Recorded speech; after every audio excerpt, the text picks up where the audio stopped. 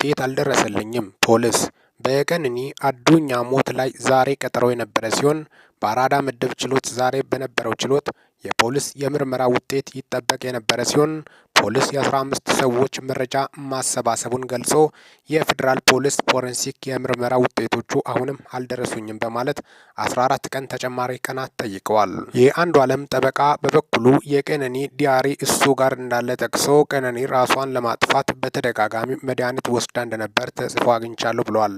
ተጨማሪ የጊዜ ቀጠሮ መፈቀድ የለበትም፣ አንዱዓለም የዋስ መብቱ ሊጠበቅለት ይገባል ብሎ ተከራክሯል። ፍርድ ቤቱ የሁለቱን ክርክር ከሰማ በኋላ የክርክሩን ውሳኔ ለመስጠት ለነገ ማክሰኞ ጠዋት ቀጠሮ ሰጥቷል። አጠቃላይ እንግዲህ ዛሬ የተሰሙት መረጃዎችን በማስመልከትም ነው ፖሊስ ተጨማሪ 14 ቀን ይሰጠኝ እያለ እንደሆነ ነው የወጡት መረጃዎች የሚያሳዩት። አጠቃላይ ዛሬ ውሳኔ ይሰጣል ተብሎ የተጠበቀው እንደገና ሌላ ቀጠሮ እንዳመጣ ጭምርም ነው የወጡት መረጃዎች የሚያሳዩት። አብሬያቸው ቆየሁት። የሚገናኝ ከሚኪታቦር ኢንፎን ሰብስክራይብ በማድረግ ወቅታዊና ታማኒ መረጃ አግኘው።